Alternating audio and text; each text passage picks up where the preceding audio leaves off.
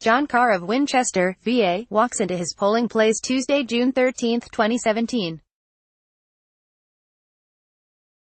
Jeff Taylor, The Winchester Star via AP. Editor's note: see all of WTOP's primary coverage on our Elections and Politics page. Washington, primary elections are being held June 12 for all the U.S. House of Representatives seats in Virginia, as well as the U.S. Senate seat currently held by Democrat Tim Kaine. Here's a look at the candidates and races in the WTOP listening area. Click the links for more detailed analysis by WTOP's Max Smith. For more on how, when and where to vote, check out WTOP's Voter Guide to the Virginia Primaries. VA 01 in Virginia's 1st Congressional District, 3 Democrats, Edwin Santana, John Suddarth and Vanjie Williams, are competing for the chance to run against Republican incumbent Rob Wittman in November. Santana is a Marine veteran who works as a logistics analyst. Businessman Suddarth is a former Army officer, and Williams is a strategic planner for a government contractor. All three listed health insurance as a key issue, with Santana and Suddarth specifically mentioning a single-payer system as an ultimate goal. All three also emphasized the need to invest in infrastructure, particularly regarding rural broadband and transportation. Suddarth, a 59-year-old native of Dumfries, said, "95 has been backed up my entire life."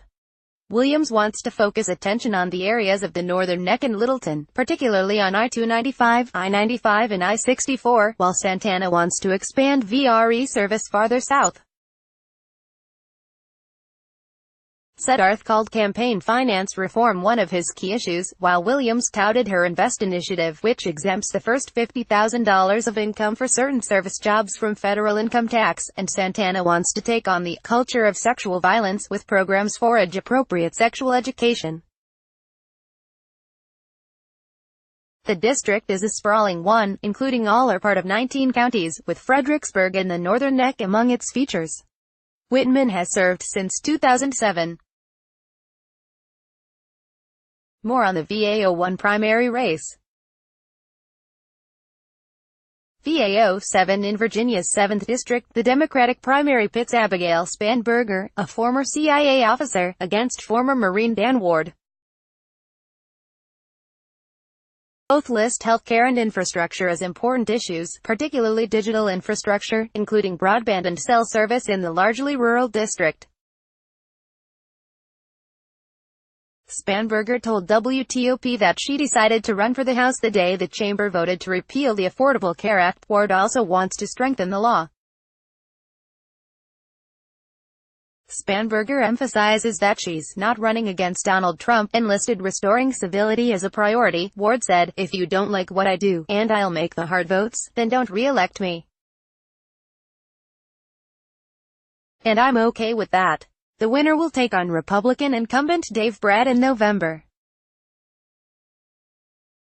Brad has been in Congress since 2014, when he pulled off a stunning upset against Eric Cantor, the sitting majority leader.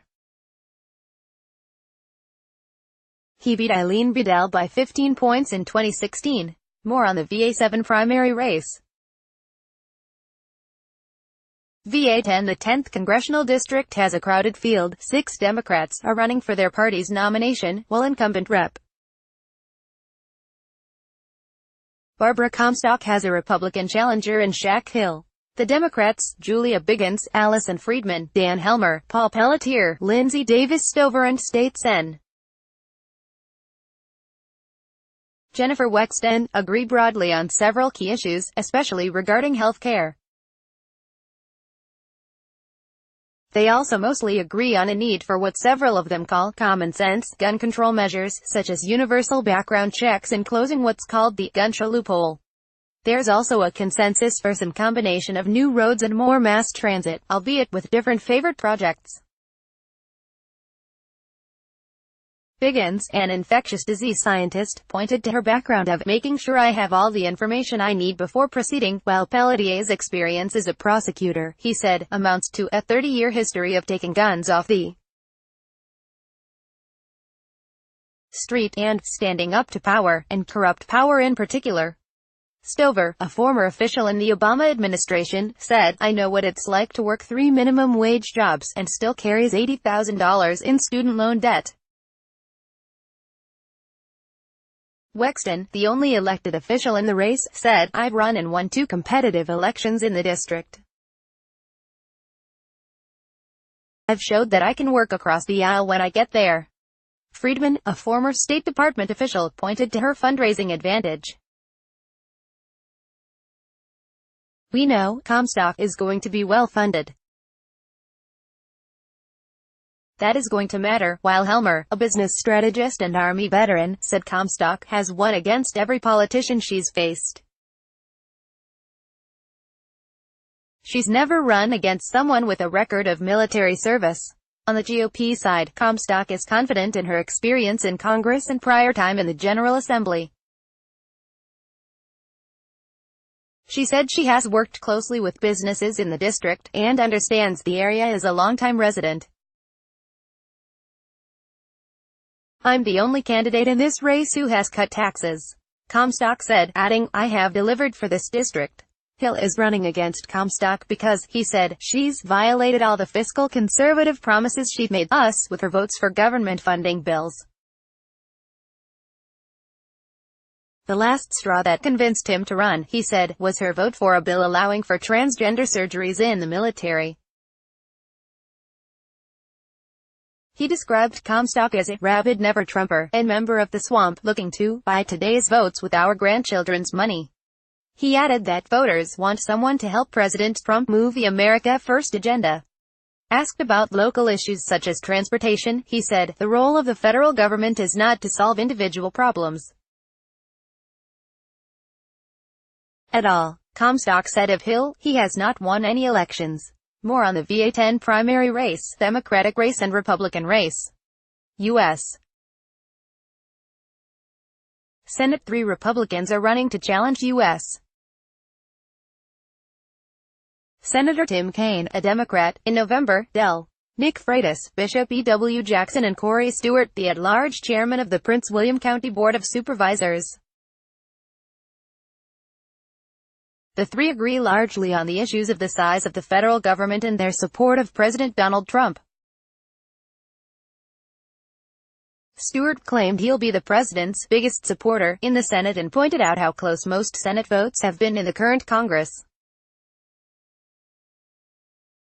He added that he's won 5 elections in blue Northern Virginia. Freitas said he's the only candidate in the race serving in a legislature. Jackson, while saying, I'm not an African American, I'm an American, also said his ability to turn out the black vote makes him the only candidate who can beat Kaine. Stewart said he wants to focus federal resources on solutions for traffic on I-66 and I-95 without tolls, while Freitas has ideas that don't involve road construction, such as allowing federal employees to work remotely and spreading out federal agencies to different parts of the state. Regarding guns and school safety, Stewart pointed to the fact that Prince William was the first county in Virginia to hire retired police officers in all 95 county schools, while Freitas said the key was to address the behavior behind school shootings and focus on the things that all sides agree on. Jackson said that our country is in a time of crisis, and that it's important to give people with traditional values a sense of hope and inspiration and encouragement. More on the Virginia Senate primary race. WTOP's Max Smith contributed to this report. Like WTOP on Facebook and follow at Top on Twitter to engage in conversation about this article and others. Copyright 2018 WTOP. All rights reserved. This website is not intended for users located within the European Economic Area.